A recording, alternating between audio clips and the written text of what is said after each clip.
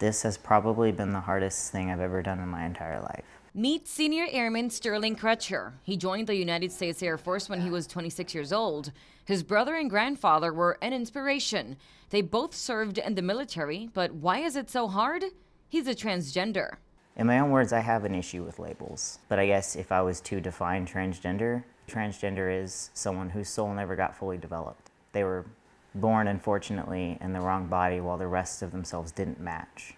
And so we have to seek other devices such as HRT, hormone replacement therapy, surgeries, and things of that nature to make ourselves whole. Sterling was born and raised in a small town outside of Columbia, Missouri. As a young girl, he realized he was a bit different, but he didn't know any better. It wasn't until he left home and met another transgender that he realized he fit in. I started to dress and present myself in a different way, and sometimes people would mistake me for a guy. And there was just something inside of me that sparked. I ended up cutting my hair off, and I never realized how much of a burden having that long hair was for me. I made the decision to get rid of every item of female clothing that I owned. And I saw myself change. I saw myself become more confident. I used to be someone of very low self-esteem. After joining the Air Force, he opened up to a few airmen. They didn't care. They were like, all right, cool. That's awesome. You're still a person to me. So even, moving forward, they've all been very supportive. And I think that helped. Having that support system helps. And I don't think a lot of people realize how important support is. Sterling has had some uncertainty with his career as the military has evolved with its rules about transgender serving in the force. Before 2016, they were basically prohibited from serving in the military. America's federal contracts should not subsidize discrimination against the American people. We made it. President Obama changed that, but in July 2017, President Trump reversed Obama's policy and on Twitter declared, quote, "The United States government will not accept or allow transgender individuals to serve in any capacity in the U.S. military." A federal appeals court sided with the Trump administration, but the ruling won't change who can serve or enlist at this time.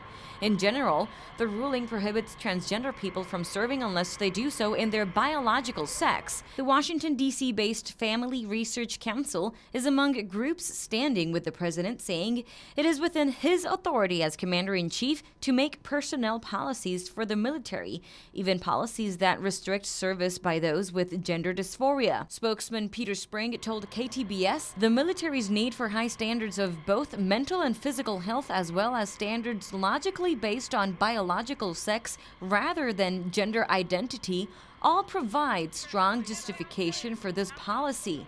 Service members undergoing gender transition may not be available for deployment, which means their presence in the armed forces undermines military readiness. Since Sterling transitioned from female to male, this means I would be grandfathered into the 2016 policy that came out when we could serve openly and do our transitions and everything like that. However, it would change my career path significantly because it would prevent me from cross-training or from commissioning, pretty much doing anything else in the military. I would just be stagnant where I'm at. If the ban goes through, Sterling thinks the military will lose a lot of people who have proven themselves over the years. We all take the same oath. So as a transgender and a trans military member, I'm the same as the rest of my peers around me, whether they're transgender or not. We're all fighting for the same reason. We're all going in there and doing the job, and me being transgender hasn't once inhibited my ability to do my job. Despite all the ups and downs, Sterling's about to enjoy the happiest moment of his life, having a baby girl because of a sperm donor. Meet Amy, the soon-to-be mom. She's been married to Sterling for 3.5 years. This baby is very loved.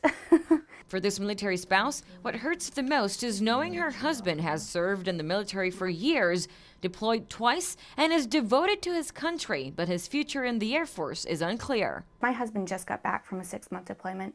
They're fighting for you every single day. Gay, straight, transgender, black, white, whatever religion you are. One might think this ban will discourage some members in the force, but not Sterling.